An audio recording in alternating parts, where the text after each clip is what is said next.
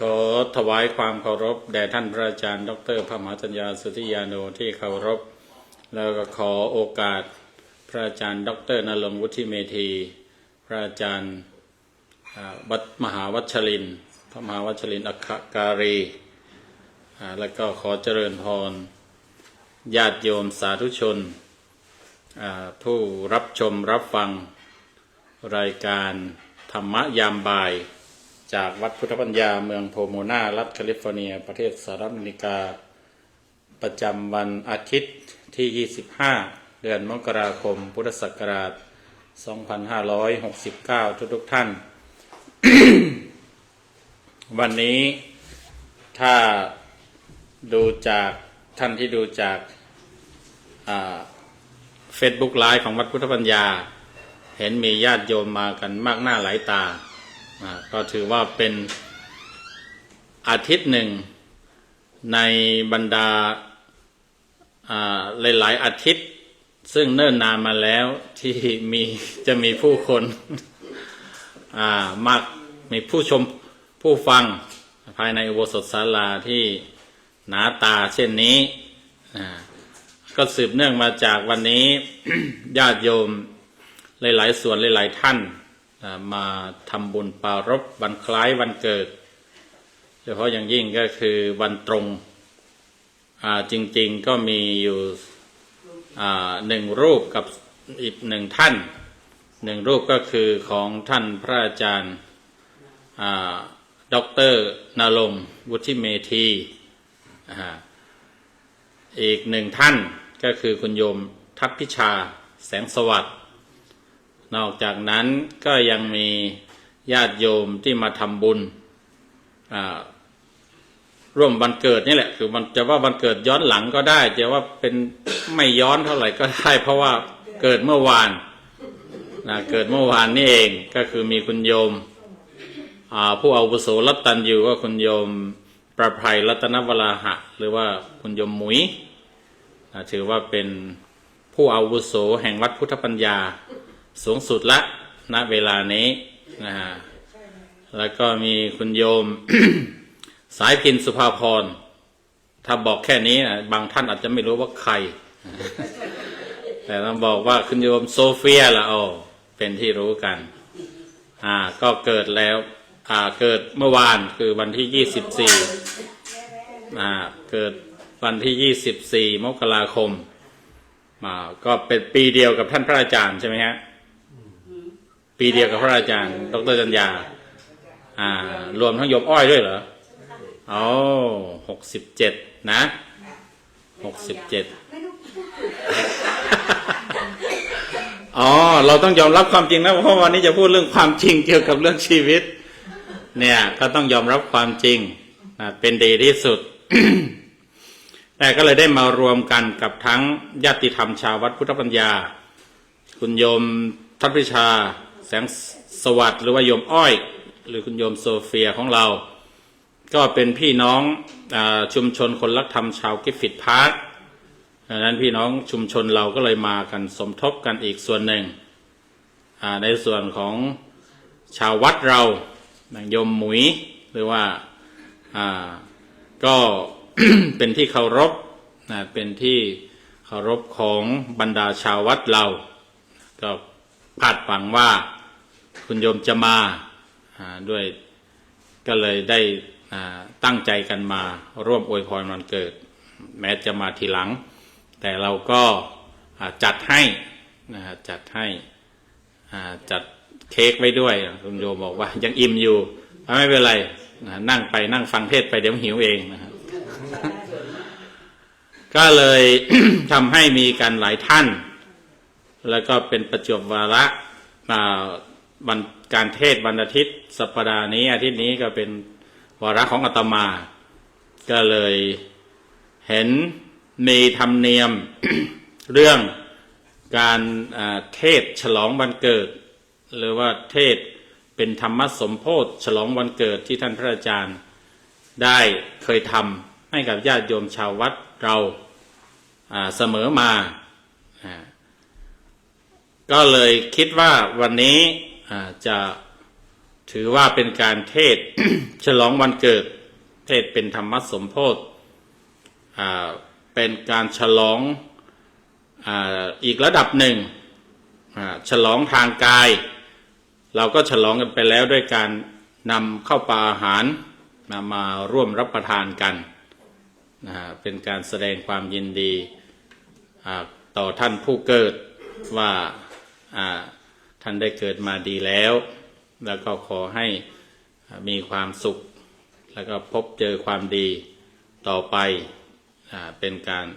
ก็ดีนะเป็นการเขาเรียกว่าเป็นการรวมพลังจิตพลังจิตนี่ยิ่งใหญ่เป็นพลังที่มีอานุภาพความปรารถนาการจัดงานวันเกิดแล้วก็ทุกคนมาร่วมแสดงความยินดีด้วยอย่างน้อยก็แฮปปี้เบิร์ธเดย์หรือว่าสุขสันต์วันเกิดเป็นการ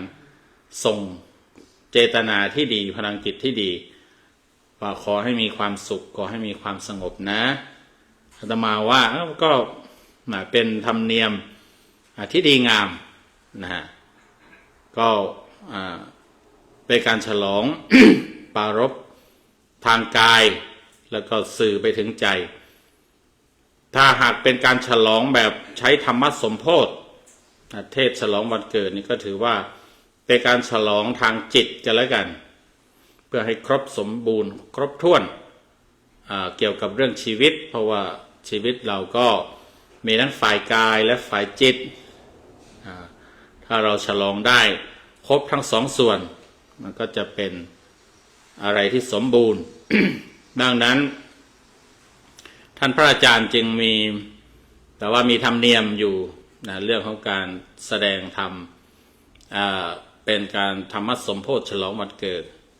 อาตมาเองบางคราวเท่าที่จำได้เนี่ยแล้วก็เรื่องที่จะพูดเนี่ยก็เป็นเรื่องที่เคยพูดเคย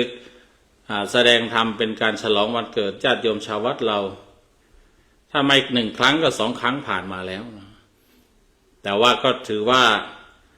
เป็นการมาทบทวนเป็นการมาย้ำบางท่านก็อาจจะยังไม่ได้ฟังว่าที่อาตมาได้ ปรารภถึงนั้น มันเป็นเรื่องอะไรเกี่ยวกับอะไรในส่วนของการฉลองของท่านพระอาจารย์ณรงค์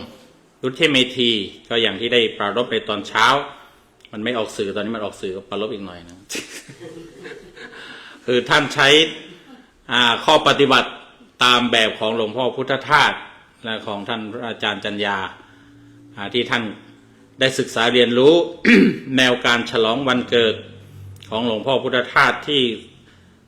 สวนโมกขพรารามอำเภอชัยยาจังหวัดสุราษฎร์ธานีแล้วก็มีความซาบซึ้งมีความศรัทธาแล้วก็ดำเนินปฏิปทาตามก็คือหลวงพ่อท่านจะอดอาหารเป็นการล้ออายุและถ้าว่าตาม ข้อปฏิบัติจริงๆเนี่ย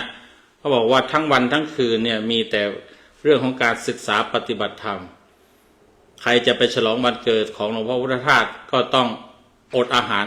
คล้ายๆว่าโยมหมุยเราก็เคยไปร่วมฉลองไหมเคยไปสักครั้งไหมเคยไปแต่ว่าไม่ตรงกับวันไม่ใช่ช่วงวันเกิดนะถ้าไปช่วงวันเกิดของหลวงพ่อพุทธทาสไปฉลองวันเกิดของท่านนี่ก็จะต้องร่วมอดอาหารแล้วก็ทั้งวันก็ฟังธรรมพิจารณาธรรมทั้งวันทั้งคืนดูเหมือนจะไม่นอนด้วยนะรู้สึกจะอย่างนั้นนะก็บางทีมันมีอาหารอย่างอื่นเป็นตัวซัพพอร์ตก็คือความศรัทธาความปีติความปราโมทย์จากการระลึกนึกถึงหรือเข้าใจเรื่องเกี่ยวกับชีวิตหรือว่าระลึกนึกถึงพระคุณของผู้ให้กำเนิดหรือระหว่างการศึกษาธรรมพิจารณาธรรมฟังธรรมนั้นเรามีความปีติปราโมทย์มันเป็นอาหารนะเนี่ยปีติเนี่ยมันเป็นภักษาคือเป็นอาหารได้เขาเรียกว่ามีปีติเป็นภักษาพวกเทวดาหรือว่าพวกพรหมหรือว่าอย่างนี้พวกพรหมเนี่ยเขามีปีติเป็นภักษาดังที่รู้ก็อย่างเช่นพวกต้นกำเนิดของมนุษย์เรียกว่าเทวดาพระพรหมที่เป็นต้นกำเนิดของมนุษย์คือพวกอาภัสสรพรหมเนี่ยเขามีปีติเป็นภักษาก็คือว่ามีความอิ่มเอิบอิ่มใจอิ่มอกอิ่มใจ มีความปีติยินดีเนี่ยเป็นอาหารอันนี้นี่ก็เข้าใจพอได้อยู่นะ เวลาเรามีความดีใจประสบความสำเร็จไม่ว่าจะเป็นเรียนจบการศึกษาได้การได้งานหรือถ้าให้ดีที่สุดก็คือมันเป็นเรื่องของความสัมพันธ์ทางจิตใจความรักความศรัทธาเราได้เจอคนที่เรารักเจอคนที่เราพัดพรากพ่อแม่เจอลูกแล้วก็สามีภรรยาเพื่อนฝูงอะไรเจอกันเนี่ยบางทีมันดีใจมันอิ่มมันหายเหนื่อยหายหิวตื้นตันใจเนี่ยเขาเรียกว่ามันเป็นอาการลักษณะของพวกปีติพวกความปราโมทย์เนี่ยเป็นตัวหล่อเลี้ยงนะฮะก็ อยู่ได้ฮะอยู่ได้สำคัญคือท่านมีเจตนาอย่างที่ว่าเนี่ยก็คือท่านต้องการล้อเลียนอายุล้อเลียนอายุในที่หมายถึงว่าคือไม่เกรงกลัวต่อเรื่องของความหมดอายุก็คือความตายนั่นแหละถ้าเราไม่กินไม่นอนไม่อะไรเนี่ยมันจะเป็นยังไงมันจะตายเหรอจะตายก็ไปเสียดายอะไรเกี่ยวกับชีวิตเพราะว่าไม่ว่าเราจะเสียดายหรือไม่เสียดายเนี่ยวันหนึ่งมันก็แตกดับอยู่ดีนั้น ถ้าเราเรียนรู้ที่จะยอมรับแล้วก็เผชิญกับมันก็คือความรู้สึกถึงในความเกรงกลัวความสูญเสียกับการแตกดับของชีวิตเนี่ย ถ้าเราเอาชนะมันได้รู้จักมันแล้วเอาชนะมันได้เนี่ยมันจะสุดยอดหรือมันจะเป็นการเขาเรียกว่าเหนือความตายเหนือความตายเหนือเกิดก็เมื่อเหนือความตายได้มันก็เหนือเกิดได้ดังนั้น หลวงพ่อท่านก็เลยฝึกใช้ปฏิปทานี้ในการที่จะเพิ่มหรือในการที่จะชักชวนญาติโยมหรือว่าเพื่อนสหธรรมิกเพื่อนบรรพชิตนักบวชเพื่อทำความเข้าใจแล้วก็นำไปสู่การปล่อยวางในการยึดติดในเกี่ยวกับชีวิตในบรรดาความยึดติดทั้งหลายแหล่เนี่ยมันก็ไม่มีอะไรที่เกินไปกว่าความเสียดายชีวิตก็คือความกลัวต่อความตายนั่นเองถ้าเราปล่อยวางมันได้ด้วยการทำความเข้าใจความจริงและยอมรับมันเนี่ยมันก็จะเป็นการปลดปล่อยสิ่งที่ปล่อยยากที่สุดเรื่องเกี่ยวกับตัวตนเรื่องเกี่ยวกับชีวิตก็คือเรื่องกับตัวตนนี่แหละ ก็เป็นเป้าหมายเป็นอุดมการณ์นอกจากนั้นมันก็ยังมีคุณธรรมอื่นๆอีกเยอะที่เกิดขึ้นเช่นเราก็ได้เรียนรู้เรื่องความหิวหลวงพ่อพุทธทาสท่านบอกว่าก็เป็นโอกาสในการเรียนรู้เรื่องความหิวโหยเพื่อที่จะได้ระลึกนึกถึงได้สงสารได้เกิดความกรุณาเพื่อนมนุษย์ผู้อดอยากผู้หิวโหยถ้าหากว่าเราได้ถ้าเราไม่เรียนรู้ถ้าเราไม่เคยอดอาหารเราก็มีการเรียนรู้ว่าความหิวโหยความหิวความกระหายเป็นอย่างไรเมื่อเราได้อดอาหารเสียบ้างก็จะได้เรียนรู้วันนี้ก็มีแต่ท่านอาจารย์ดร.ณรงค์ท่านเรียนรู้รูปเดียวนะ เราก็ได้แต่พูดแต่ฟังนะว่าความหิวความกระหายเป็นอย่างไรเพราะว่าเราไม่ได้ร่วมอดกับท่านแต่ว่าถ้าใครอยากจะรู้ก็ต้องทำเช่นนั้นจะได้เกิดความเห็นคุณค่าของอาหารแล้วก็ระลึกนึกถึงความอดอยากที่มันมีเกิดขึ้นกับเพื่อนมนุษย์แล้วก็เราอาจจะมีใจกรุณาช่วยบำบัดช่วยบรรเทาความทุกข์ของเพื่อนมนุษย์เหล่านั้นไปได้แล้วก็ นี่แหละก็มีประโยชน์หลายๆอย่างในส่วนของปฏิปทาของหลวงพ่อพุทธทาสซึ่งท่านอาจารย์ดร.จัญญาของเราก็ได้ปฏิบัติตามมาตั้งแต่ท่านอาตมารู้จักท่านก็คือเห็นท่านปฏิบัติเช่นนี้เสมอมาไม่รู้ว่าท่านปฏิบัติมาตั้งแต่เมื่อไหร่แต่ว่านานมาแล้วไม่ใช่เฉพาะวันเกิดจริงๆ2 วันจริงๆวันเกิดหลวงพ่อพุทธทาสท่านก็อดวันเกิดของท่านด้วยท่านก็อดในส่วนของท่านอาจารย์ดร.จัญญา แต่ว่าในส่วนของมุมมองของหลวงพ่อปัญญาดูเหมือนว่าท่านบอกว่าท่านไม่อดนะท่านอันนี้ก็ไม่ได้หมายถึงว่ามีความเห็นไม่ตรงกันเหรอไม่ใช่ ท่านมีความเห็นในแง่ที่ว่า ก็อยากจะอนุเคราะห์โยมศรัทธาเห็นว่าเป็นวันเกิดโยมศรัทธาท่านแล้วถ้าเป็นวันเกิดของท่านหมายถึงว่าหลวงพ่อปัญญาท่านนะท่านไม่อดเพราะว่า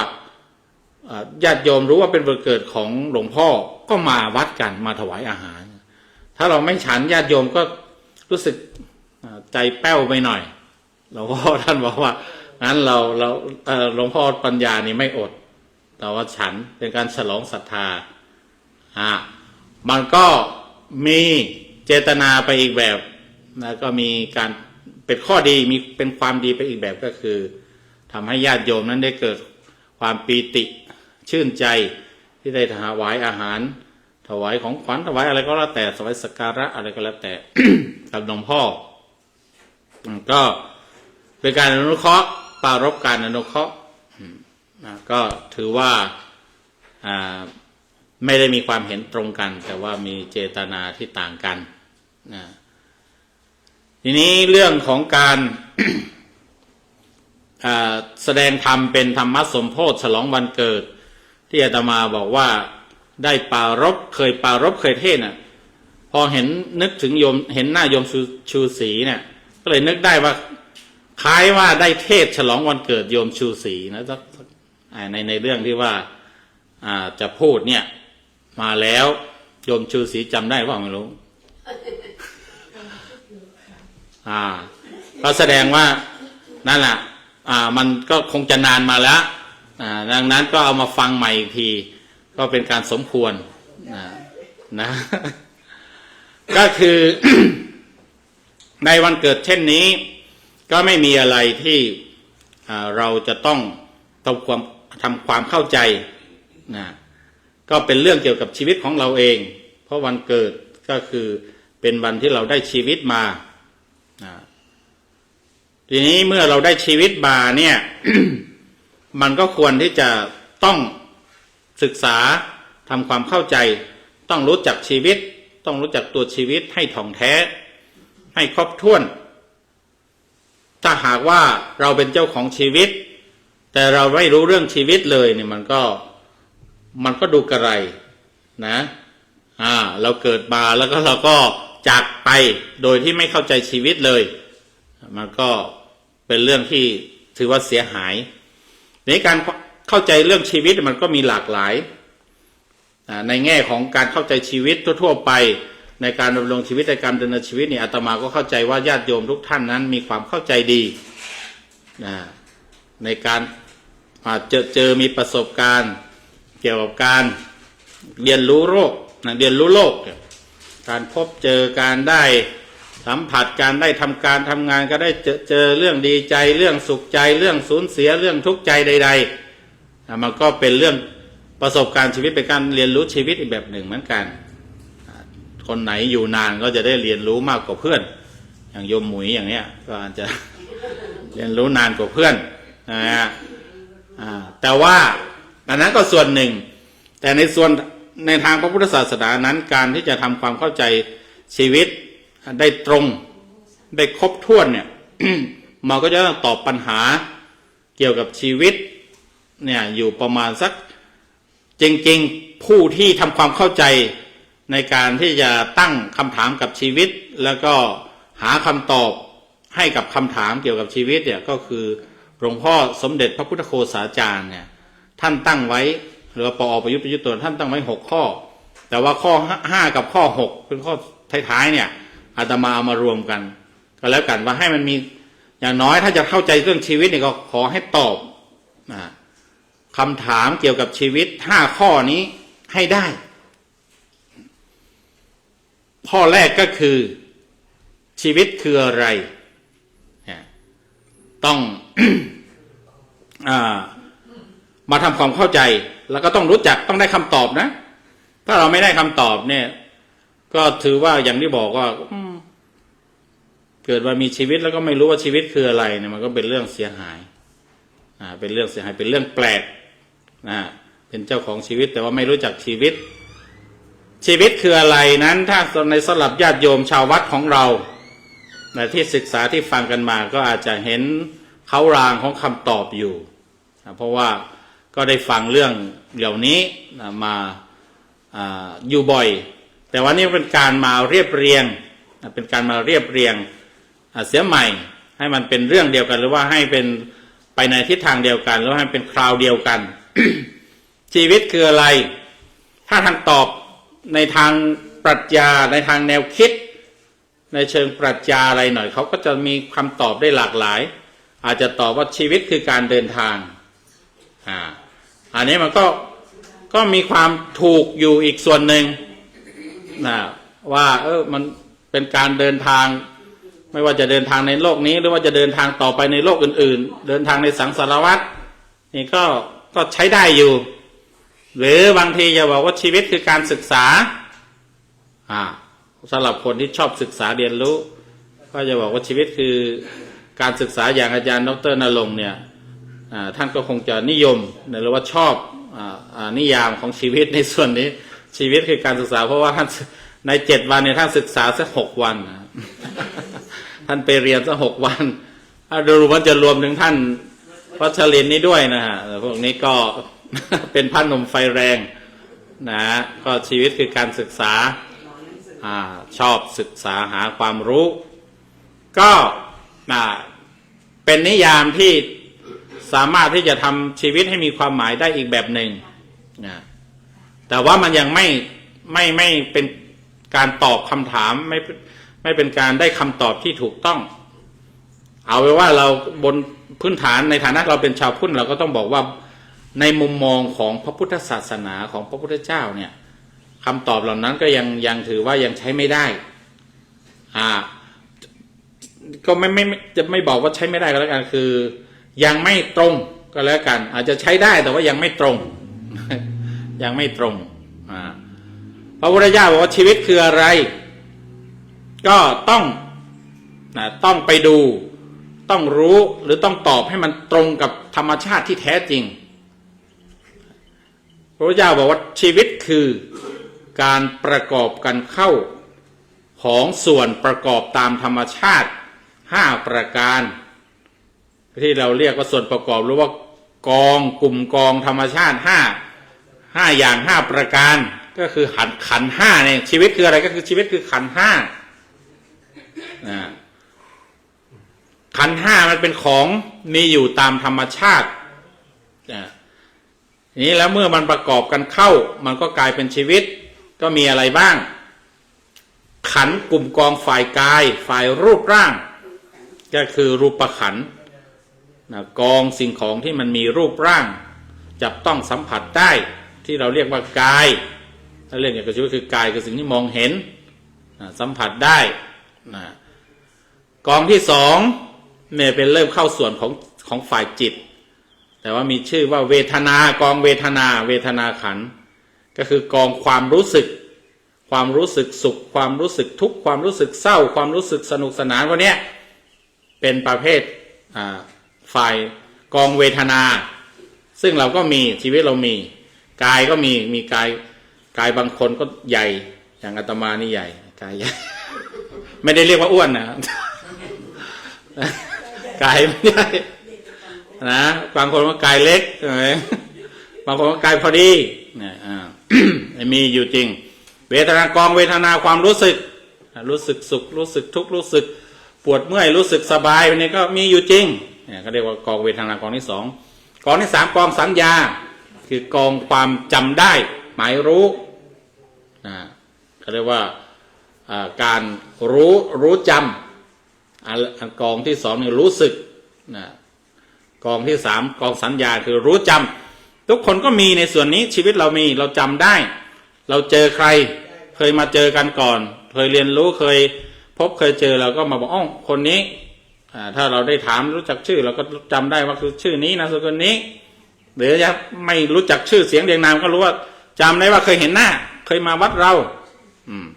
หรือเจอเรื่องอื่นๆเรื่องในอดีตเรื่องเพื่อนเรื่องท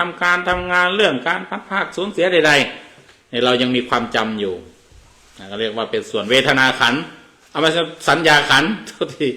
สัญญาขันธ์กองที่3กองที่4สังขารขันธ์สังขารขันธ์ก็คือกองความคิดนึกปรุงแต่งทุกคนก็มีความคิดได้นึกได้คิดได้ปรุงแต่งได้ใช่ไหมฮะเวลาเห็นเวลาได้ยินเวลาลิ้มรสเวลาอะไรต่างๆเนี่ยเราบางทีเราก็มีความเห็นมาจากการปรุงหรือว่าสร้างขึ้นมาหรือว่าปรุงแต่งหรือว่าคิดนั่นแหละมีความคิดในส่วนนี้ในส่วนนั้นนี่ก็เรียกว่าสังขารขันธ์แล้วก็มาเป็นส่วนที่4ส่วนที่5หรือว่ากองที่5ก็คือวิญญาณขันธ์วิญญาณขันธ์ก็คือส่วนของการรับรู้ส่วนของการรู้ชัดรู้แจ้งวิญญาณขันธ์วิญญาณในที่นี้แปลว่ารู้แจ้งรู้ชัดวิแปลว่าวิเศษแจ้งต่าง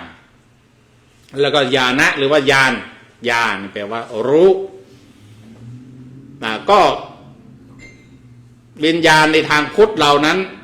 พระพุทธเจ้าบอกว่ามันก็รับรู้ได้ผ่านทางอายตนะ6ก็คือทางตาทางหูทางจมูกทางลิ้นทางกายทางใจ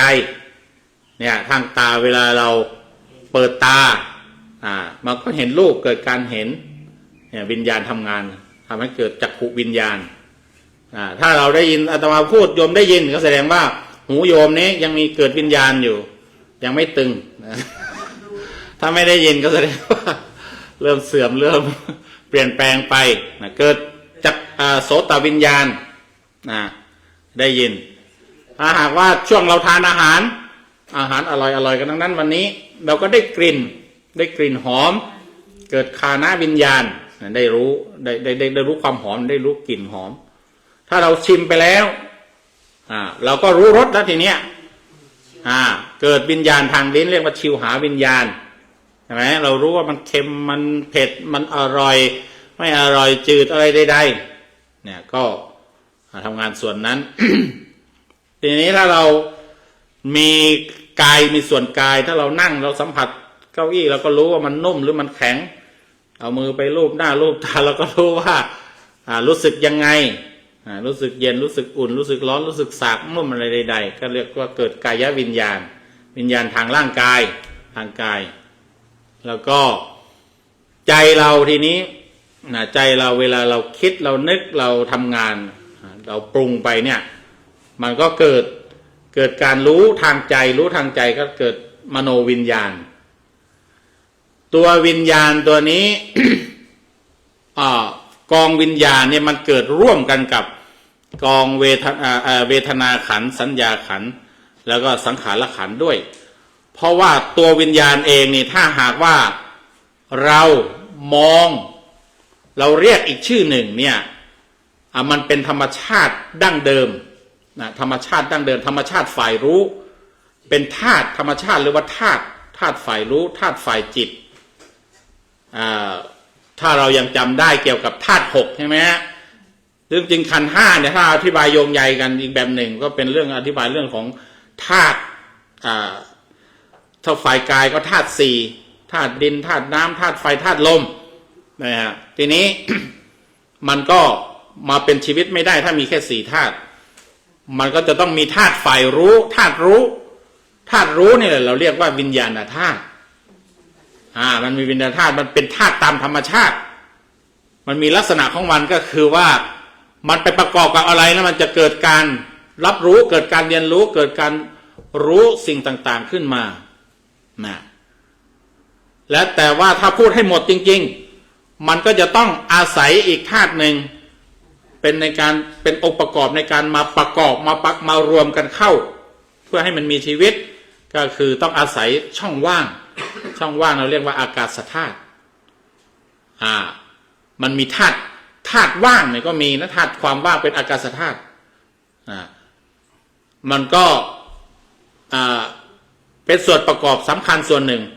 สำหรับการรวมตัวกันธาตุฝ่ายกายดินน้ำลมไฟมันก็ จะต้องมีที่อยู่ที่อยู่ของมันทุกอย่างมีที่อยู่ที่อยู่ก็คืออากาศธาตุนั่นเองเป็นตัวรองรับอากาศธาตุเป็นตัวรองรับสิ่งต่างๆมันจึงจะต้องจำเป็นธาตุคือความว่างหรือว่าช่องว่างที่ว่างมันจะต้องมีเป็นธาตุเหมือนกันนะดังนั้น ถ้าพูดตามธาตุก็จะได้ธาตุ6แหละชีวิตเราเนี่ยก็คือ1ธาตุดิน2ธาตุน้ำ3ธาตุไฟ4ธาตุลม5วิญญาณธาตุ6อากาศธาตุมันมีองค์ประกอบ6อย่างนี้ตามธรรมชาติมันจึงก่อเกิดมีชีวิตขึ้นมาส่วนที่ว่าแล้วมันรวมตัวกันได้ยังไงอันนั้นเนี่ยพระพุทธเจ้าไม่ตอบนะไม่มีคำตอบให้นะเพียงแต่พระพุทธเจ้าตอบเป็นหลักการเพียงแค่ว่าเมื่อมันมีสิ่งนี้มันจึงทำให้เกิดสิ่งนี้ที่เรียกว่าเมื่อสิ่งนี้มีสิ่งนี้จึงมีเมื่อมันมีธาตุดินธาตุน้ำธาตุไฟธาตุลมมันมีวิญญาณธาตุมันมีอากาศธาตุมารวมตัวกันเข้ามันจึงทำให้มีชีวิตทำให้มันเกิดมีชีวิตขึ้นมาถ้าว่ากันจริงๆจะบอกว่าไม่ตอบก็ว่าได้หรือว่าถ้าว่าจะว่าตอบก็สามารถพูดได้ถ้ามันมารวมตัวกันบนพื้นฐานของนั่นแหละอย่างที่ว่ากฎธรรมชาติที่เรียกว่าเมื่อสิ่งนี้มีสิ่งนี้จึงมีนั่นแหละบางทีมันมารวมกันเข้าด้วยความไม่รู้หรือเราเรียกว่าอวิชชาเราจึงบอกว่าจุดกำเนิดมันเมื่อมันไม่รู้มันก็ไม่ทราบหรอกมันเป็นไปตามกระบวนการธรรมชาติแต่ว่ามันมีสิ่งที่เรียกว่าอวิชชาเนี่ยมาเป็นตัวองค์ประกอบอยู่เมื่อมันไม่รู้มันก็เลยมันรวมตัวกันแล้วก็ทำให้เกิดการเกิดขึ้นมาเกิดมีชีวิตขึ้นมาเกิดการท่องเที่ยวไปในสังสารวัฏขึ้นมามันจะเริ่มต้นเมื่อไหร่เราก็ไม่รู้สิ้นสุดเมื่อไหร่ในเรื่องของว่าสิ้นสุดเมื่อไหร่ในส่วนของชีวิตของแต่ละคนเนี่ยมันก็ถ้าตอบในแง่หนึ่งคือมันไม่รู้เหมือนกันว่าจะสิ้นสุดเมื่อไหร่สิ้นสุดในที่หมายถึงว่าจะหยุดการท่องเที่ยวไปในสังสารวัฏนั่นนะเราสามารถที่จะคำนวณคร่าวๆได้ว่าเมื่อไหร่ที่เราได้บรรลุนิพพานนั่นแหละเราตอบได้แค่นั้นแต่ว่าที่นี้บอกว่าเมื่อไหร่เราเวลาไหนปีไหนพศไหนเราก็ระบุไม่ได้เว้นแต่บางท่านมีเหมือนกันนะที่สามารถระบุได้ถ้าท่านที่มีบารมีเต็มแล้วเช่นพระพุทธเจ้าอายะมันติมาชาตินัตถิธานิปนโพติคือชาตินี้เป็นชาติสุดท้ายพบใหม่ไม่มีอีกแล้วก็มีบุคคลที่มีบารมีเต็มอาจจะมีที่เป็นขั้นสาวกบางท่านที่สามารถที่จะประเมินที่จะรับรู้ที่จะตัดสินได้ก็สามารถพูดได้แต่ว่าเราท่านทั่วไปนี่ก็คือไม่รู้นะว่ามันจะเริ่มต้นมายังไงแล้วจะจบลงเมื่อไหร่ไม่รู้ที่เราอันนี้เป็นในส่วนของชีวิตนะนี่ยิ่งในส่วนของสังสารวัฏจริงๆชีวิตกับสังสารวัฏมันก็อยู่แทบจะเรียกว่าอยู่ด้วยกันนะชีวิตเราก็ท่องเที่ยวไปในสังสารวัฏมันจึง ถ้าสังสารวัฏไม่มีเบื้องต้นไม่มีที่สุดก็เหมือนกับว่าชีวิตเรานี่ก็มันไม่มีเบื้องต้นไม่มีที่สุดจะสุดเมื่อไหร่ถ้าในระยะสั้นในทางกายภาพระยะสั้นเราก็รู้ว่าสุดกันที่ไม่เกิน100 ปีหรอกหมายถึงว่าดับแค่ว่าชาติหนึ่งนะแต่ว่าเกิดต่อไปอีกเนี่ยเท่าไหร่ไม่รู้แต่สิ่งที่เราต้องรู้ก็คือว่าชีวิตคือขันธ์ห้านี่แหละชีวิตคืออะไรก็ต้องตอบว่าชีวิตคือขันธ์ห้านี้ตัวคือตัวธรรมชาติที่แท้จริงของชีวิตเนี่ยมันมาจากธรรมชาติ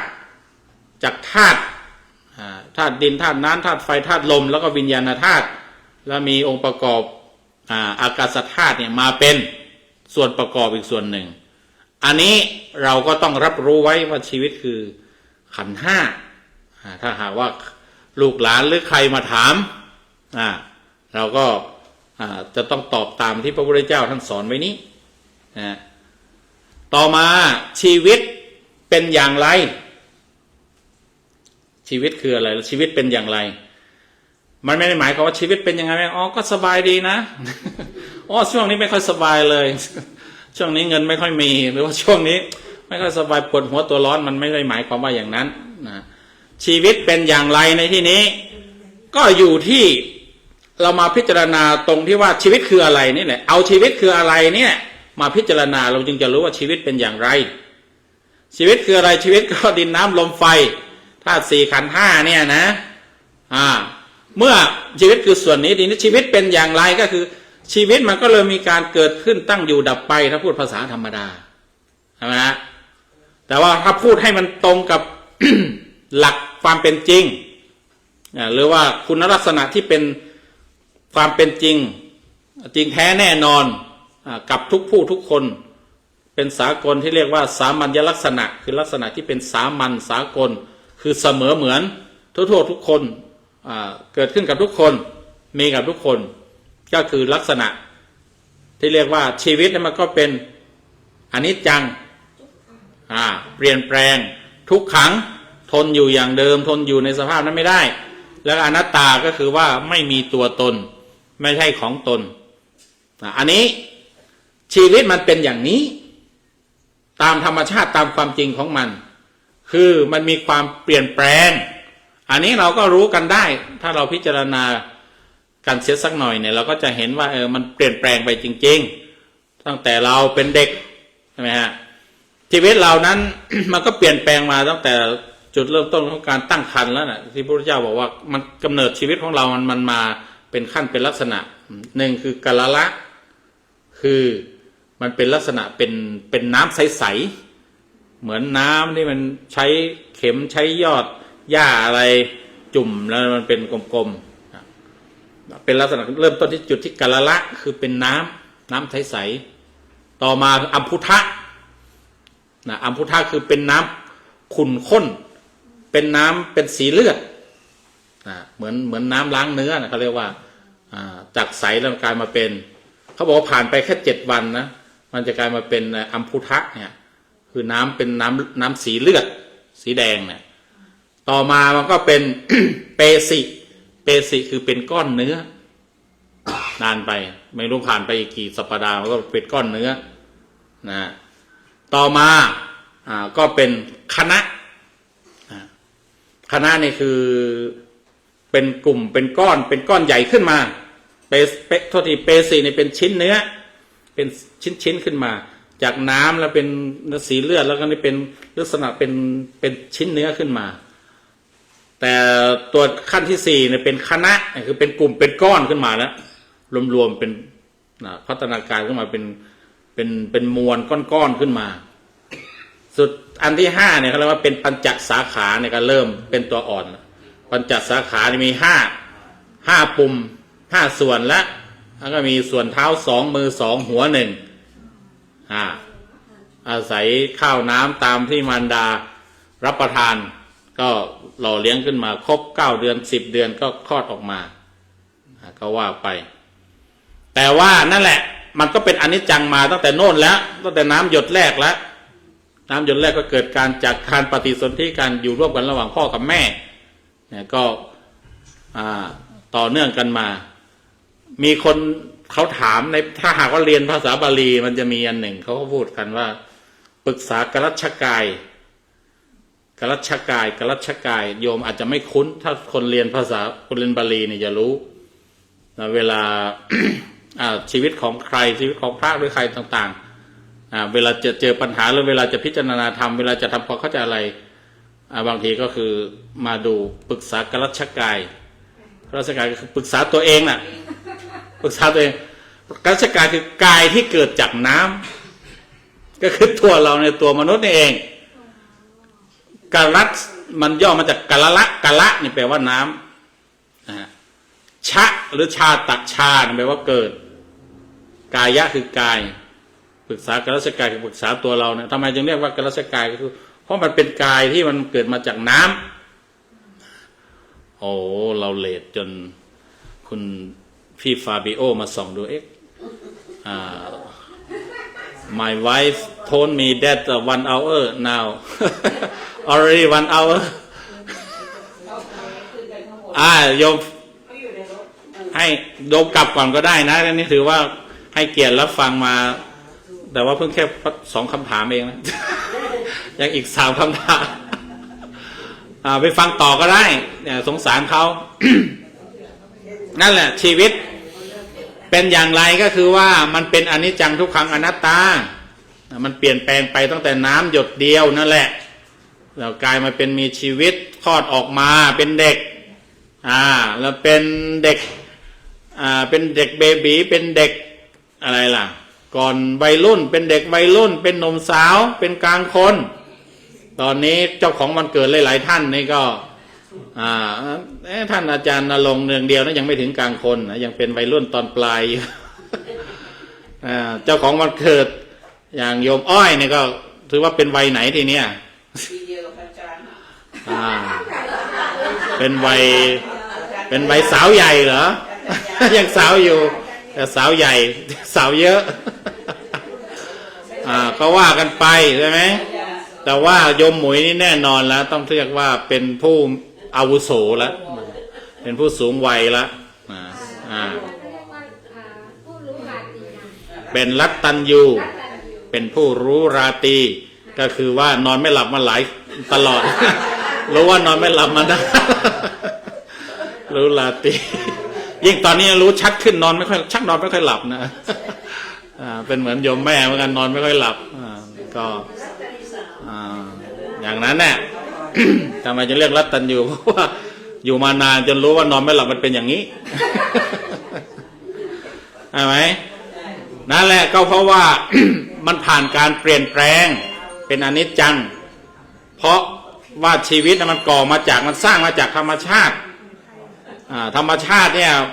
มันก็อย่างนี้เนี่ยตกอยู่ภายใต้กฎธรรมชาติกฎไตรลักษณ์กฎอนิจจังทุกขังอนัตตาเป็นกฎธรรมชาติดังนั้นเมื่อมันชีวิตมาจากธรรมชาติมันก็จึงเป็นอย่างนี้เป็นไปตามกฎธรรมชาติก็คือมีความเปลี่ยนแปลงทนอยู่อย่างเดิมไม่ได้จะให้ทนอยู่อย่างตอนเป็นเด็กไม่อยากจะโตไม่อยากจะไปทำการทำงาน ไม่อยากจะมีครอบครัวก็ไม่ได้เป็นหนุ่มเป็นสาวจะบอกไปขอมันบอกว่าจะขอให้หนุ่มสาวอยู่ตลอดอย่าให้แก่เลยอย่าให้เปลี่ยนไป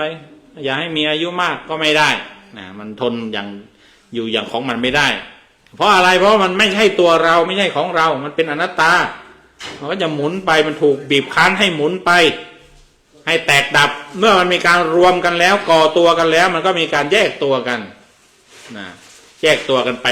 เพราะว่ามันมาจากธรรมชาติเรามาจากธรรมชาติเราตกอยู่ภายใต้กฎของธรรมชาติมันจึงเป็นอย่างนั้น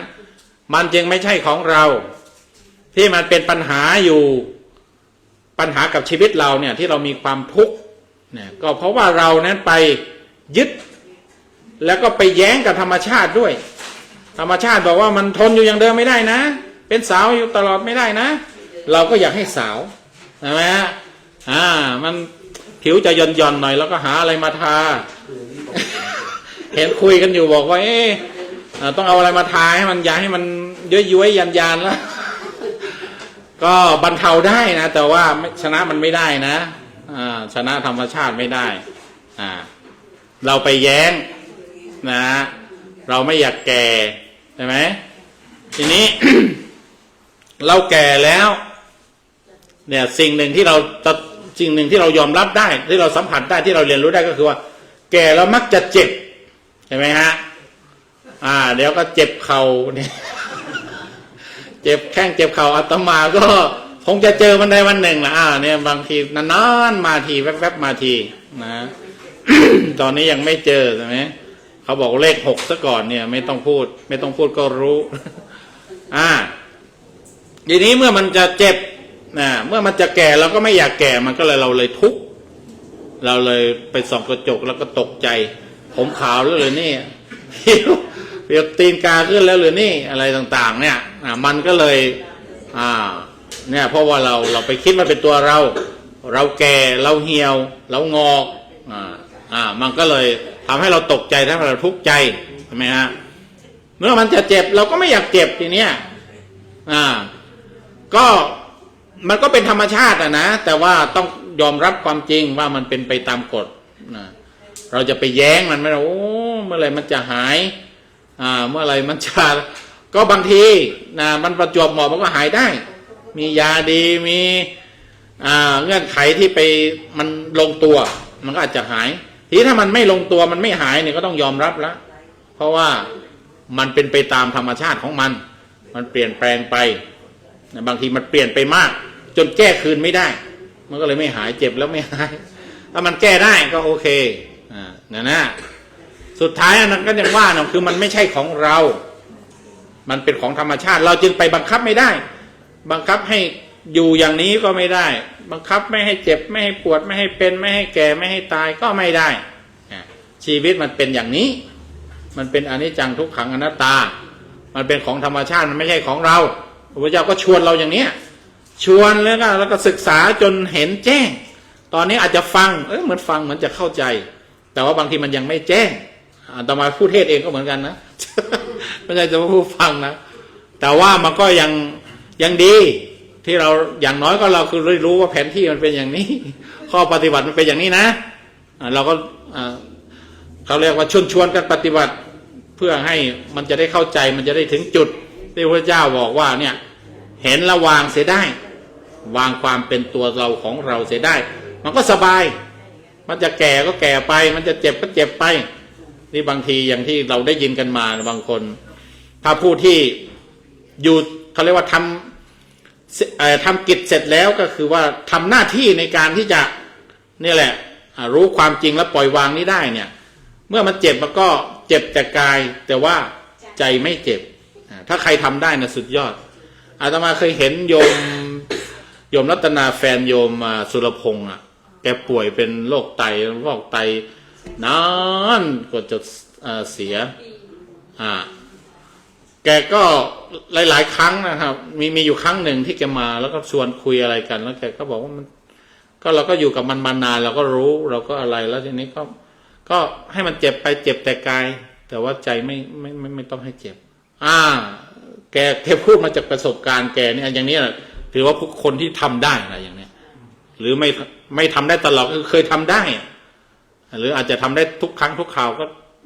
ยอดเยี่ยมละมันก็เกิดจากการเข้ารู้ความจริงของธรรมชาติพระพุทธเจ้าก็มารู้ความจริงของธรรมชาตินี้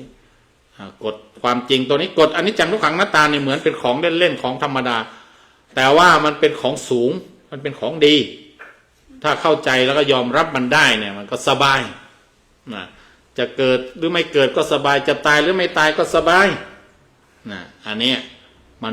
มันจะต้องสำคัญมันจึงจะรู้ว่าชีวิตมันเป็นอย่างนี้ทีนี้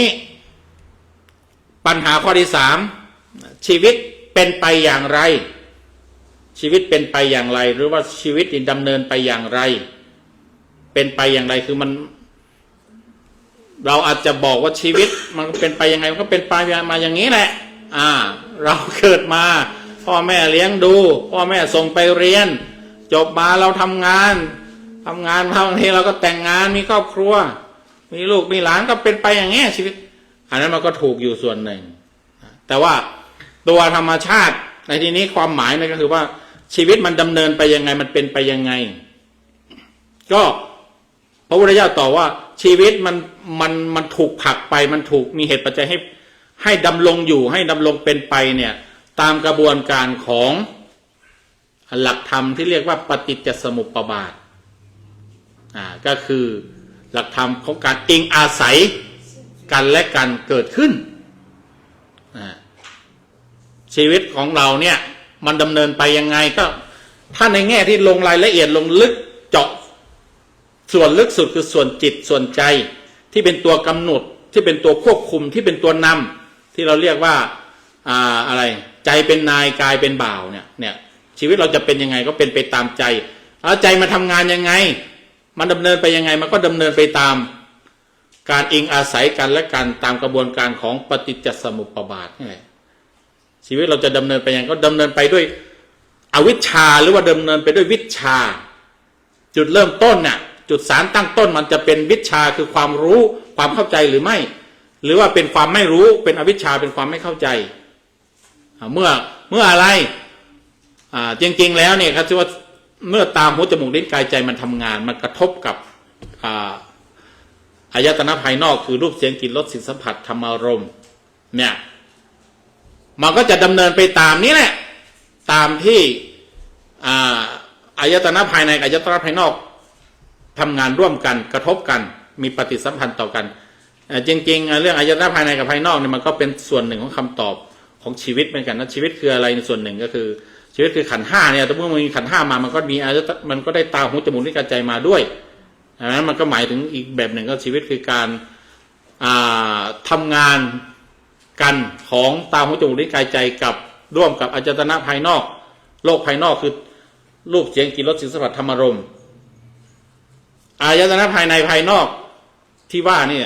คือตาหูจมูกลิ้นกายใจกับรูปเสียงกลิ่นรสสิ่งสัมผัสธรรมารมณ์เนี่ยมันเป็นทั้งหมดมันเป็นทั้งหมดเขาเรียกว่าอะไรคือทั้งหมดอะไรคือทั้งปวงมีการถามมีไปผู้ไปถามพระพุทธเจ้าว่าอะไรคือสิ่งทั้งปวงที่เรียกว่าสิ่งทั้งปวงสรรพสิ่งนี้มันคืออะไรพระพุทธเจ้าตอบว่าเนี่ยคือตาเห็นรูปหูฟังเสียงจมูกดมกลิ่นลิ้มรสกายถูกต้องใจนึกคิดนี่คือทั้งหมดในส่วนหนึ่งก็คือหมายถึงชีวิตตาหูจมูกลิ้นกายใจของเรากระทบกับโลกภายนอกรูปเสียงกลิ่นรสสัมผัสก็คือเรื่องชีวิตนี้ในแง่หนึ่งมันก็คือสิ่งทั้งหมดถ้าหากไม่มีชีวิตเนี่ยทั้งหมดมันก็ไม่มีความหมายถ้ามีชีวิตทั้งหมดมันมีความหมายดังนั้นในแง่หนึ่งยังบอกว่าชีวิตนั่นก็คือสิ่งทั้งหมดสิ่งทั้งปวงมันไม่มีอะไรที่มากไปกว่าชีวิตนี้ละเอาอะไรมาแลกเนี่ยมีไหมแลกชีวิตเนี่ยของมีค่าของดีของอะไรเลิศประเสริฐไหนก็ไม่มีอะไรที่มีค่ามากกว่าชีวิตนี้ดังนั้นที่บอกว่าเวลามันกระจายออกไปถ้าขยายออกไปก็คือไปเจอที่พระพุทธเจ้าตอบเขาตอบพระพุทธเจ้าตอบก็คือเมื่อมันมีขันธ์ห้าเมื่อมันมีชีวิตมันก็ได้ตามหูจมูกลิ้นกายใจขึ้นมาเมื่อมันมีตามหูจมูกลิ้นกายใจมันก็ต้องทำงานประสานมันกระทบกับโลกภายนอกรูปเสียงกลิ่นรสสัมผัสธรรมารมณ์เนี่ยอันนี้ ก็มันจะมาเนี่ยมันจะมาอธิบายหรือมาขยายในคำถามข้อที่3ว่าชีวิตเป็นไปอย่างไรนะว่าชีวิตเป็นไปตามนี่แหละเนี่ยตามตาหูจมูกลิ้นกายใจที่เรากระทบกับรูปเสียงกลิ่นรสสัมผัสธรรมารมณ์กระทบคือการรับรู้น่ะมันจะรู้หรือมันจะกระทบด้วยปัญญาหรือว่าด้วยการขาดปัญญาหรือไม่มีปัญญาด้วยวิชชาหรืออวิชชามันก็จะเป็นไปอะไรเนี่ยเป็นไปอย่างไรมันก็จะจิตมันจะทำงานแล้วมันจะพาชีวิตเราไปมันจะกำหนดชีวิตให้เราเป็นไปถ้ามันเริ่มต้นด้วยความไม่รู้อวิชชาเราเห็นใครสักคนหนึ่งเราเห็นเป็นใครโยมจุไรเป็นโยมแคทเธอรีนเหรอ ต้องโยม อันนี้เป็นสนามฝึกธรรมปฏิบัติธรรมนะเราจะให้มันเริ่มต้นด้วยวิชาหรือว่าอวิชชาทีนี้มันก็จะเป็นไปแล้วมันทำงานไปละคือคนนี้โอ้วันนี้หวังว่าเขาจะไม่โยมเขาจะไม่มาฟังนะเดี๋ยวจะหาว่าเราพูดถึงเขา เอาไปว่าถ้าเราเจอใครสักคนที่เราคิดว่าเราไม่ชอบอย่างเนี้ยเอาล่ะทีเนี้ยถ้าเราเริ่มต้นด้วยอวิชชาเราก็จะอวิชชาทำให้เกิดอะไรสังขารนะครับมันคือปรุงแหละเนี่ยสังขารทำให้เกิดวิญญาณคือรับรู้ไปตามนั้นตามการปรุงนั้นแล้วก็เกิด นามรูปคือเกิดคล้ายๆว่าเกิดภาวะของตัวตนใหม่ในขณะนั้นเป็นกายที่ร้อนรนหรือเป็นกายที่ชอบหรือเป็นกายที่ไม่ชอบก็ขึ้นมาแล้วกายใจกายเราก็ขึ้นมาทีนี้ก็กลายมาเป็นการรับรู้ทางตาหูจมูกลิ้นกายใจอายตนะทั้ง6สลายตนะอวิชชาต้องเกิดสังขารต้องเกิดวิญญาณใช่ไหมฮะรับรู้วิญญาณทำให้เกิดนามรูปทำให้เกิดสลายตนะทำให้เกิดผัสสะการกระทบนะตาหูจมูกลิ้นกายใจเกิดผัสสะทำให้เกิดเวทนาเกิดความรู้สึกขึ้นมาเวทนาก็ทำให้เกิดเขาเรียกว่าตัณหาอยากเจอหรือไม่อยากเจออยากให้เขาอยู่หรืออยากให้เขาไป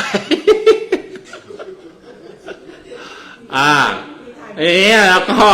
เมื่ออยากแล้วนี้มันมียึดมาตามก็เกิดอุปทานยึดไปตามนั้นใช่ไหมฮะเมื่อมีอุปทานมันก็กลายเป็นเรื่องราวนั้นขึ้นมาเป็นภพขึ้นมาก่อตัวขึ้นมาเป็นภพก่อสมบูรณ์แบบก็เป็นชาติเป็นเรื่องนั้นเป็นมันสิ่งนั้นขึ้นมาเป็นจริงเป็นจังเป็นชาติจากนั้นมันก็เข้าสู่ระยะหนึ่งสักระยะหนึ่งมันก็เป็นชราคือเสื่อมจางๆไปก็มรณะก็คือดับไปถ้ามันดับไปด้วยการปฏิบัติที่ผิดมันก็จะมีความทุกข์ โทมนัสอะไรโสกปริเทวะอะไรไปอย่างนั้นแล้วก็หมุนไปอย่างนั้นถ้าเราไปเจออีกนะเดี๋ยวไปเจออีกเคสใหม่เคสที่เจอเราชอบหรือเจออาหารที่ชอบเจอสิ่งที่ใช่หรืออะไรมันก็จะเป็นไปอย่างเนี้ยอันนี้ภายในเขาเรียกว่าจุดที่ลึกที่สุดนะมันก็เป็นไปอย่างนี้คือมันอยู่ที่เราใช้ตาหูจมูกลิ้นกายใจกระทบกับโลกภายนอกแล้วเรามีปฏิกิริยายังไงมันปฏิกิริยาด้วยวิชชาหรือว่าอาวิชชาด้วยความรู้ด้วยความไม่รู้นะจากนั้นมันก็จะกำหนดชีวิตให้เราเป็นไปเนี่ยชีวิตมันเป็นไปอย่างไรก็คือเป็นไปตามกระบวนการของขั้นตอนของหลักธรรมอิทัปปฏิจจสมุปบาทหรืออิทัปปัจจยาก็ได้ในวงกว้างวงใหญ่ก็เรียกว่าเป็นอิทัปปัจจยตาสิ่งนี้มีสิ่งนี้จึงมีก็คือเมื่อสิ่งนี้มีเมื่ออวิชชามีก็จึงมีทำให้เกิดสังขารมีจึงทำให้เกิดวิญญาณก็อย่างเนี้ยมันเป็นหลักธรรมตัวเดียวกันแต่ว่าชื่อต่างกันชีวิตก็เป็นไปอย่างเนี้ยแต่ถ้าหากว่าเป็นไปด้วยวิชชาแล้วก็คนนี้ก็สักแต่ว่าคนแล้วก็หยุดมันไม่มีการปรุงแต่งต่อแล้วสังขารไม่เกิดเมื่อมันมีวิชชาเนี่ยสังขารก็เกิดไม่ได้เมื่อสังขารดับใช่ไหมฮะวิญญาณก็ดับเมื่อวิญญาณดับนามรูปก็ดับนามรูปดับก็สลายนั้นดับไปเป็นพวนเป็นขบวนการเลยผัสสะดับเวทนาดับตัณหาดับอุปาทานดับภพดับชาติดับชรามรณะดับไปหมดเลยอันนี้ในส่วนละเอียดที่สุดนะชีวิตเป็นไปอย่างนี้หรือถ้าหากว่ามันชัดขึ้นมาหน่อยแบบว่าเห็นภาพหน่อยคือว่าชีวิตเป็นไปตามกรรมในที่หมายถึงการกระทำชีวิตเป็นไปตามการกระทำมันก็จริงอันนี้เข้าใจได้ง่ายขึ้นชีวิตเป็นไปตามการกระทำของคนนั้นของคนหนึ่งของเราเองเราอยากสุขเราอยากทุกข์เราอยากร่ำเราอยากรวยเราอยากมีชีวิตเป็นยังไงเนี่ยมันก็อยู่ที่เราดีไซน์มันอยู่ที่เรากระทำอยู่ที่เรากำหนดอยู่ที่การกระทำของเราเองทุกอย่างที่ว่าไปเราก็เกิดมาจากการกระทำของตัวเองจากกรรมให้เข้าใจว่ากรรมในนี้คือการกระทำนะการกระทำไม่ว่าจะดีจะชั่วแต่ว่าคนทั่วไปมาจะเข้าใจว่าเกิดมาจากกรรมก็คือไปเข้าใจว่ากรรมคือผลลัพธ์ที่แย่ๆความโชคร้ายความไม่ดีที่ตามมาหลอกหลอนตามมาให้เราชดใช้เราจะเรียกว่าอย่างนั้นก็ได้ถ้าจะเรียกให้ถูกก็คือว่าถ้าสมมติบอกคนบอกเกิดมาใช้กรรมคือว่าใช้กรรมก็แล้วกันเจอคนนั้นเจอความทุกข์เจอความโชคร้ายนั้นนี่ถ้าจะพูดให้ถูกก็คือจะบอกว่าเกิดมาเพราะกรรมไม่ดีของเราถ้าพูดให้ถูกเราไม่ได้เกิดมาเพื่อชดใช้กรรมหรอกเราเกิดมาเพื่อทุกอย่างเลยแหละเพื่อทั้งจะบอกว่าทั้งชดใช้ก็ถูกทั้งสร้างกรรมก็ถูกเกิดมาทำกรรมพูดง่ายๆคือเกิดมาทำเราเกิดมาแล้วเนี่ยมันไม่มีหรอกที่เราจะไม่ทำอะไรมันจะทำสักอย่างไม่ว่าเพราะว่าเรามีเมื่อมีชีวิตมันก็ทำออกมาทางกายทางวาจาทางใจเนี่ยมันต้องทำอะไรสักอย่าง3ทางเนี่ยทีนี้ก็มาตัดสินกันอีกทีว่ามันจะเป็นสิ่งที่ดีหรือว่าไม่ดีเรื่องดีหรือไม่ดีเรื่องเป็นกุศลหรืออกุศลเรื่องเป็นบุญหรือเป็นบาปเนี่ยก็เราเกิดมาจากการกระทำของเราเองเนี่ยสมมติเราเกิดมาแล้วเราอยากเป็นเด็กดีเราก็ต้องเชื่อฟังพ่อแม่เชื่อฟังผู้ญาติผู้ใหญ่แล้วก็ไปร่ำไปเรียนหนังสือหนังหาศึกษากิริยามารยาทเรียนจบมามันก็จะเป็นไปตามนั้นเมื่อเราตั้งใจเรียนเราเรียนได้คะแนนดีเรามีความรู้มันก็เป็นยังไงทีเนี้ยคนเขารู้ว่าคนนี้มีความรู้ความสามารถเขาก็ชวนไปทำงานเขาก็จ้างไปทำงานเมื่อเราทำงานเราก็ได้มีเงินเมื่อเรามีเงินแล้วก็ไปสร้างบ้านซื้อรถหรือไม่กระทั่งหาคนรักก็ได้แต่งงานเนี่ยมันก็เป็นไปตามอะไรเป็นไปตามการกระทำของคนนั้นไม่ได้มีใครมากำหนด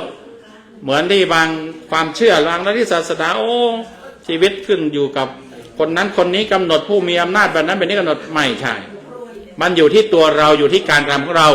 การกระทำทางกายก็อยู่ที่กายเราเนี่ยแล้วถ้าเราอยู่ดีๆแล้วก็มันก็ชีวิตเราก็ปกติดีถ้าเราหากว่าอยู่ไม่ดีไปชกหน้าคนอื่นเอาละทีเนี้ยชีวิตเราก็เป็นไปแล้วเป็นไปมีเรื่องขึ้นมาแล้วทีเนี้ยเราไปฆ่าเขาเหมือนที่มินนิโซตาใช่ไหมฮะ เจ้าหน้าที่อะไรนะเจ้าหน้าที่เอเจนต์ไอซ์เอเจนต์ไปยิง ดูจากวิดีโอแล้วก็แม่มันทำเกินไปนะเฉพาะหลายคนมาลุมจับลุมควบคุมนี่มันก็เพียงพอแล้ว นี่ยังจะต้องเอาใส่อาวุธอะไรไปจัดการเขาอีกน่ะแม่ดูแล้วก็เศร้าเห็นไหมก็เราก็ไม่รู้แหละเราก็พูดว่าชีวิตจะบอกแล้วชีวิตของคนคนนั้นเป็นยังไงมันเป็นองค์ประกอบของการกระทำเขาก็มีเจตนาดีเขาจะไปช่วยคนถ้าตามว่าเนี่ยเขาทำกรรมก็คือเขากำลังทำการกระทำคืออยากจะช่วยคนอยากจะบันทึกเหตุการณ์เป็นหลักฐานแล้วก็เป็นเหตุทำให้เจ้าหน้าที่ไม่พอใจเจ้าหน้าที่ไม่พอใจมากๆหรือว่าเข้าใจอะไรผิดเขาก็เลยจัดการมันก็เป็นไปตามกรรมเหมือนกันนะอีกทางหนึ่งนอกเหนือไปจากนั้นแล้วว่าคนนั้นเนี่ยทำไมเขาอายุแค่นั้นอายุ37 ปีเองมันยังไงถ้าพูดตามลึกๆไปอีกว่าพูดตามหลักพุทธเราก็อาจจะเป็นไปได้ว่าในอดีตเนี่ยเขาอาจจะเคยเอาชีวิตคนอื่นเขาอาจจะเบียดเบียนชีวิตคนอื่นถึงทำให้ชีวิตเขาสั้นเพราะตามหลักพระพุทธเจ้าท่านบอกอย่างที่ได้บอกไปถ้าอายุสั้นเนี่ยเป็นเพราะว่าเราเคยไปทำลายไปตัดรอนชีวิตของคนอื่นอย่างนี้ อันนี้ก็คือเป็นอย่างนั้นตรงนี้เนี่ยมันจึงทำให้ทางพุทธเราถือว่าผลักหรือว่าคล้ายๆว่าให้เกียรติให้ความสำคัญให้ความเคารพชีวิตของคนคนหนึ่งยกให้เลยคือให้อำนาจสูงสุดเลยเราบอกว่าทุกคนมีอำนาจในตัวเองที่จะสร้างชีวิตที่จะกำหนดชีวิตของตัวของผู้นั้นเองที่จะให้มีสุขมีทุกข์อยากดีมีจนอยากดีอยากชั่วยังไงก็อยู่ที่คุณนะอยู่ที่คุณจะทำแล้วก็หลักตัวนี้มันจึงเป็นหลักตัดสินคนในทางพุทธบอกว่าคนเราเนี่ยอยู่ที่การกระทำจะชั่วจะดีอยู่ที่การกระทำไม่ได้อยู่ที่ชาติตระกูลไม่ได้อยู่ที่ว่าเป็นคนรวยไม่ได้อยู่ที่เป็นวรรณะอะไรต่างๆชนชั้นวรรณะมันอยู่ที่การกระทำแล้วก็มันจะเป็นตัวเนี่ยทำให้ชีวิตคุณเป็นไปอย่างนั้นคุณทำดีชีวิตคุณก็ไปดีมันเนี่ยเป็นไปมันมีเหตุปัจจัยจากการกระทำของเรานะไม่ว่าจะเป็นการกระทำแบบไหนก็ตามมันก็จะผลักชีวิตดึงชีวิตลากชีวิตไปตามนั้นถ้าเรายังขยันทำงานเราก็ยังมีงานทำไปเรื่อยๆเราก็ยังมีเงินใช้ไปเรื่อยๆจับจ่ายใช้สอยทำอะไรไปเรื่อยๆแต่ถ้าเราหยุดงานหรือว่าเราขี้เกียจเราทีนี้เริ่มขัดสนได้อะไรได้ปัญหาก็เป็นไปอย่างนั้นนี่ก็เรียกว่าชีวิตเป็นไปอย่างไรก็คือว่าเป็นไปตามการกระทำนี้นะชีวิต เป็นไปเพื่ออะไรข้อที่สี่นะชีวิตเป็นไปเพื่ออะไรก็คือถ้าจะเอาตั้งให้ชัดขึ้นมาอย่างนึงคือเราเกิดมาทำไมเนี่ยเกิดมาคือว่าเกิดก็คือมีชีวิตเนี่ยมีชีวิตมาเนี่ยเพื่ออะไรมีชีวิตอยู่เพื่ออะไรเกิดมาทำไมคำถามที่ว่าเรามีชีวิตอยู่เพื่ออะไรและมีชีวิตเพื่ออะไรก็จะบอกว่าเกิดมาเพื่อใช้เวรใช้กรรมเนี่ยไม่ได้นะเราเกิดมาเพื่อที่จะทำกรรมหรือว่าสร้างกรรมใหม่กรรมเก่าเราไปทำอะไรมันไม่ได้แล้วเราทำได้แค่กรรมใหม่แล้วเรามีสิทธิ์ทำเรามีอำนาจเต็มร้อยนะแล้วก็อำนาจของกรรมการกระทำใหม่เนี่ยมันมีข้อดีคือบางทีมันมีผลต่อกรรมเก่าได้มันยันหรือมันเป็นการลบล้างหรือเป็นการก็บอกไม่ถูกแต่ว่าลบล้างก็ไม่เชิงบางทีมันเป็นเหตุปัจจัยทำให้เหมือนว่ากรรมเก่านี่หายไปเนี่ยนี่จึงว่าสำคัญอยู่ที่กรรมใหม่นี้ถ้าเกิดมาเพื่อชดใช้กรรมแล้วก็ยอมรับต่อโชคชะตาต่อชะตากรรมยอมรับชะตากรรมไม่ทำอะไรใหม่เนี่ยก็จบชีวิตมันไม่ก้าวหน้ามันก็อะไรที่ผ่านมาอะไรในอดีตก็ตามมาหลอกหลอนตามมาให้ร้ายอย่างเดียวแต่ว่ากรรมใหม่นี้สำคัญเรามีชีวิตอยู่เพื่ออะไร เกิดมาทำไมเนี่ยก็อาจจะได้คำตอบหลากหลายแต่ส่วนมากเราก็คือว่าเราก็เกิดมาเพื่อที่จะมีการศึกษาทำงาน มีครอบมีครัวที่มั่นคง มีทรัพย์สมบัติที่มั่นคง มีลูกมีหลานเอาไว้ดูแลเรายามเฒ่ายามแก่ส่วนมากคนทั่วไปมักจะคิดเท่านี้มีเป้าหมายเท่านี้เราก็ไม่ได้จะบอกว่าไม่ผิดก็พูดได้ถ้าจะคันจะบอกว่าผิดก็พูดได้คือยังไม่เข้าใจดียังไม่เข้าใจเป้าหมายของชีวิตดีถ้าหากว่าเข้าใจเพียงแค่นี้ปรารถนาเพียงแค่นี้ก็ยังจะต้องพบเจอกับการท่องเที่ยวไปในสังสารวัฏเป็นอเนกชาติอเนกชาติสังสารังสันทาวิสังอนิพพิสังแน่นอนถ้าหากว่าเราพอใจแค่นี้รู้แค่นี้แล้วก็พอใจยินดีแค่นี้นะแต่ในทางพุทธศาสนาเขาบอกว่าพุทธเจ้าบอกว่าเราเกิดมาเพื่อที่จะไม่เกิดอีกเราเกิดมาเพื่อที่จะดับนี่เขาเรียกว่านิพพานดับสนิทเราเกิดเพื่อที่จะทำการเกิดเนี่ยไม่ให้มีอีกต่อไปแต่เราก็เอาความหมายว่า เราเกิดมาเพื่อที่จะบรรลุถึงพระนิพพานอันนี้เราก็ต้องตอบได้นะถ้าลูกหลานหรือใครมาถามบอกว่าเราเกิดมาเราเกิดมาทำไมเรางงอยู่ไม่ได้นะเสียความเป็นผู้ใหญ่ เสียเรานะเราต้องตอบได้ว่าเราเกิดมาเพื่อที่จะดับเย็นเพื่อที่จะเกิดเพื่อที่จะทำชีวิตให้มีความเย็นก็ได้มีความดับเย็นดับสนิทแต่ว่าให้มีความสุขก็ต้องอธิบายให้ถูกให้มีความสุขเพราะว่าต้องยอมรับอยู่ว่านิพพานก็มันมีลักษณะเป็นความสุขนิพพานังปรมังสุขขังนิพพานเป็นสุขอย่างยิ่งก็ต้องตอบได้ต้องโยงให้ได้โยงให้ถึงที่สุดกันแล้วกันถ้าจะตอบว่าเกิดมาเพื่อที่จะมีความสุขก็ต้องสุขขั้นพระนิพพานกันแล้วกันมันจึงจะจบถ้าสุขแค่ได้เสพได้มีได้กินได้เที่ยวเนี่ยมันไม่จบมันไม่จบเราเกิดมาเพื่อที่จะบรรลุถึงนิพพานคือความดับเย็นดับสนิทไม่มีส่วนเหลือมันก่อตัวกันขึ้นมาแล้วอย่างที่ว่าชีวิตคืออะไรคือไพ่ขันธ์ห้าธาตุหกเนี่ยมันมารวมตัวกันแล้วมีชีวิตแล้วเนี่ยทีนี้ ถ้าอยากจะไม่ต้องมีให้มันการเกิดเวียนว่ายตายเกิดอีกต่อไปเนี่ยมันก็ต้องหาตัวดับมันตัวดับก็คือพระนิพพานนี่แหละพระนิพพานจะดับจะจับแยกจะจับองค์ประกอบทั้งหมดแยกเอาวางไว้อย่างเดิมไม่ให้มันมารวมตัวกันให้เป็นชีวิตต่อไปก็จึงเป็นหน้าที่ของเจ้าของชีวิตคือเราท่านทั้งหลายที่จะต้องตั้งไว้ว่าเรามีชีวิตแต่ละชาติละชาตินั้นเพื่อที่จะปรารถนาพระนิพพานปรารถนาการดับการเกิดการตายในสังสารวัฏนี้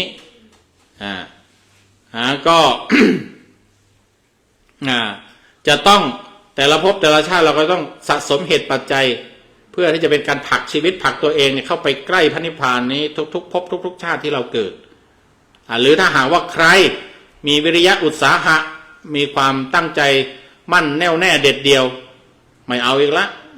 เกิดทุกขาชาติปุณปุนังพระเจ้าบอกการเกิดล่ำไปการเกิดแล้วเกิดอีกนี่เป็นความทุกข์ก็พอจะเห็นได้อยู่นะชาตินี้ชาติเดียวเนี่ยก็ยิ่งเฉพาะอย่างยิ่งเมื่อเราเริ่มแก่เราก็เริ่มเห็นทุกข์มากขึ้นนะ ทุกข์มากขึ้นเจ็บมากขึ้นอันนั้นมากขึ้นเห็นไหมถ้าเราบอกนี่น่าเล่าพระเจ้าจึงชวนไม่ให้เกิดเพราะว่าการเกิดเป็นทุกข์ถ้าเราแน่วแน่ได้จริงจังได้ก็อาจจะถึงในชาตินี้อาจจะจบในชาตินี้ก็เป็นความโชคดีของผู้นั้นถ้าหากว่าถ้าทำได้แต่ว่าชีวิตเรานั้นเกิดมาเพื่อที่จะนี่แหละพบความดับเย็นนี่แหละดับเย็นเป็นนิพพานนี่แหละต้องตั้งไว้เลยเกิดมาทำไมนี่ก็ต้องตรงนี้นอกนั้นก็จะบอกว่าเกิดมาทำดีเกิดมาทำประโยชน์ก็ได้อยู่แต่ว่าประโยชน์หรือความดีเนี่ยมันเป็นเครื่องมือในการที่จะดันเราไปส่งเราไปให้มันถึงที่สุดก็คือถึงนิพพานอย่างน้อยก็ยังดีนะเกิดมาทำดีเนี่ยก็ยังถือว่านั่นได้อยู่ใช้ได้อยู่เกิดมาทำประโยชน์เกิดมาทำประโยชน์ตนประโยชน์ท่านประโยชน์ผู้อื่นประโยชน์ทั้งสองฝ่ายหรือเกิดมาเพื่อที่จะให้ได้ประโยชน์ในชาตินี้ประโยชน์ในชาติหน้าประโยชน์ในชาตินี้คือความอยู่เย็นเป็นสุขความมั่งมีสีสุขในชาติปัจจุบันประโยชน์ในชาติหน้าคือไปเดินทางไปได้ดีไปนิพพานไปสวรรค์ไปใกล้ไปนิพพานเพราะว่าไปประโยชน์สูงสุดคือนิพพาน ปรมัตถประโยชน์ก็จะตอบแบบนั้นก็ได้นะก็ทำประโยชน์นี้ให้ได้หรือว่าทำประโยชน์ในภพหน้าให้ได้หรือประโยชน์สูงสุดได้ยิ่งดีเนี่ยก็ เราเกิดมาอย่างนี้ทีนี้ก็เมื่อเรารู้เป้าหมายแล้วเมื่อเรารู้จุดหมายของชีวิตเป็นนิพพานเป็นเป้าหมายของชีวิตเป้าหมายสูงสุดของชีวิตคืออะไรก็คือการบรรลุนิพพานเป้าหมายลองๆก็ว่ากันไปแต่ว่าเราต้องรู้ว่าเป้าหมายหลักเราตรงนั้นเราต้องรู้เมื่อเรารู้แล้วเราจึงจะกำหนดหรือเราจึงจะตอบคำถามข้อที่5นี้ได้ชีวิตควรเป็นอยู่อย่างไรชีวิตเป็นอยู่เพื่ออะไรถ้าเรารู้ว่าเอาเป็นอยู่เพื่อการดับเย็นเพื่อพระนิพพานเราก็จะได้ทำชีวิตให้ถูกตอบคำถามได้ในคำถามข้อที่5ที่ว่าชีวิตเนี่ยควรเป็นอยู่อย่างไรก็จะต้องควรเป็นอยู่ให้มันสอดคล้องที่จะไปนิพพานถ้าตอบสั้นๆก็คือควรเป็นอยู่โดยชอบควรเป็นอยู่อย่างถูกต้องควรเป็นอยู่อย่างถูกต้องก็คือดำเนินชีวิตตามอริยมรรคมีองค์8อย่างที่โยมเอกพลว่าเห็นคำตอบเลยถ้าเปยๆมาอย่างนี้หมูเลยผม ผมเอาคะแนนไปได้เลยใช่ชีวิตควรดำเนินไปอย่างใดก็คือควรดำเนินไปอย่างถูกต้องควรดำเนินชีวิตควรใช้ชีวิตอย่างถูกต้องอย่างโดยชอบก็คือมรรคมีองค์8เพราะอย่างที่เรารู้กันว่าความจริงที่สูงสุดแล้วเนี่ยก็มีอยู่4ประการทุกข์สมุทัยนิโรธมรรคนี่คือหนทางที่แท้จริงแล้วก็เอามาใช้ตรงนี้แหละควรดำเนินชีวิตอย่างไรคือดำเนินชีวิตตามมรรคหรือถ้าพูดว่าให้ว่ายกย่องนะคืออริยมรรคอริยแปลว่าประเสริฐก็มรรค8อริยมรรคมีองค์8หนทางที่ประเสริฐนี้มีองค์ประกอบอยู่8ประการ1ก็คือเริ่มต้นที่ความเห็นความเข้าใจต้องถูกต้องชอบต้องถูกต้องคือสัมมาทิฏฐิเมื่อมีความเห็นถูกต้องแล้วทีนี้มันจึงจะทำให้เกิดการริเริ่มที่จะทำจะคิดจะสร้างสรรค์อะไรขึ้นมาก็ให้มันเป็นถูกต้องเหมือนกันสัมมาสังกัปปะเมื่อมีความคิดที่ถูกแล้วมันก็จะมีความดำริคือคิดจะทำคิดจะใช้ชีวิตคิดจะสร้างทำอะไรใดๆมันก็จะต้องให้เป็นสัมมาสังกัปปะเมื่อมันมีริเริ่มมาทีนี้มันจะต้องพูดออกมามันก็จะเป็นสัมมาวาจาเอาพูดให้ถูกต้องพูดไม่ถูกต้องนะมันก็ไม่พาไปนิพพานเห็นไม่ถูกต้องก็ไม่พาไปนิพพานดำริไม่ถูกต้องก็ไม่พาไปนิพพานพูดไม่ถูกก็ไม่พาไปนิพพานทีนี้เมื่อบางคราวมันก็ต้องทำออกมาเราต้องทำให้ถูกก็คือสัมมากัมมันตะสัมมากัมมันตะคือทำให้ถูกต้องหรือบางคราวที่จะต้องเป็นโดยรวมที่จะต้องเป็นอยู่แบบว่าประกอบอาชีพหรือว่าเป็นอยู่ก็ต้องให้เป็นอยู่ให้เป็นอยู่ให้ถูกต้องประกอบอาชีพให้ถูกต้องก็เป็นสัมมาอาชีวะเลี้ยงชีวิตให้ถูกต้องจากนั้นแล้วมันก็ยังไม่พอมันยังไม่ครอบคลุมในส่วนฝ่ายจิตที่เป็นขั้นสมาธิขั้นปัญญาเนี่ย มันก็จะต้องเพิ่มเข้ามาต้องให้มีความถูกต้องทางจิตความถูกต้องทางจิตมันเริ่มจากว่าจิตนี้ต้องกระสับกระเฉงต้องตื่นตัวต้องแอคทีฟดังนั้นมันจะต้องมีเขาเรียกว่าจิตที่แอคทีฟคือจิตที่มีกำลังต้องรักษากำลังไว้คือที่มันมีวิริยะคือมีความเพียรมีความตื่นตัวเราจะต้องมีความตื่นตัวในการที่จะระวังสิ่งไม่ดีที่ว่าสัมมาวายามะระมัดระวังความพยายามเพียรพยายามในการระมัดระวังสิ่งไม่ดีแล้วก็พยายามระวังเพียรที่จะละที่จะทอดทิ้งที่จะหยุดสิ่งไม่ดีแล้วก็เพียรที่จะสร้างความดีแล้วก็เพียรที่จะรักษาความดีเนี่ยเราก็จิตที่มันจะต้องใช้ตื่นตัวในการตื่นระวังสิ่งไม่ดีแล้วก็รับรู้แล้วก็กำจัดสิ่งไม่ดีออกไปแล้วก็ตื่นตัวขึ้นมาเพื่อจะสร้างความดีแล้วก็รักษาความดีเอาไว้ก็เป็นสัมมาวายามะแล้วอย่างนั้นก็ลึกเข้าไปจิตมันก็จะต้องมีพลังให้มากขึ้นกว่านั้นก็ต้องมีกำลังของสมาธิก็ต้องมีสัมมาสมาธิ โทษทีสัมมาสติก่อนสัมมาวายามะสัมมาสติสัมมาสมาธิเป็นตัวสุดท้ายทีนี้ตัว สติเนี่ยก็จะเป็นตัวทำให้ชีวิตเรานั้นได้สัมผัสรับรู้สิ่งต่างๆเนี่ยได้อย่างถูกต้องนะได้อย่างไม่หลงไม่ลืมได้อย่างตื่นตัวอีกแบบหนึ่งก็อาศัยอะไรสมาสติก็อาศัยสิ่งที่เรามีอยู่เนี่ยเป็นอุปกรณ์ในการฝึกในการสร้างสติก็คือใช้กายเอาสติมารับรู้กายเนี่ยเป็นกายานุปัสสนาสติรับรู้ว่าเดินเหินลุกนั่งอะไรต่างๆพิจารณาเรื่องกายคือลมหายใจก็ได้ก็ว่าไปแล้วก็เรามีเวทนาเกิดความรู้สึกอะไรก็อย่าให้มันเกิดลอยๆให้มันเกิดด้วยการรู้เท่าทันให้มีสติทันความรู้สึกของเราแล้วก็ทันจิตของเราอย่าปล่อยให้จิตทำงานแบบลอยๆหรืออิสระฟุ้งไปปรุงไปโดยที่ไม่รับรู้มันก็จะพาปรุงพานึกพาคิดอะไรไปเรื่อยๆตอนนี้จิตพาต้องมาปรุงให้พูดไปเรื่อยๆจนเกินเวลาไปแล้วนะ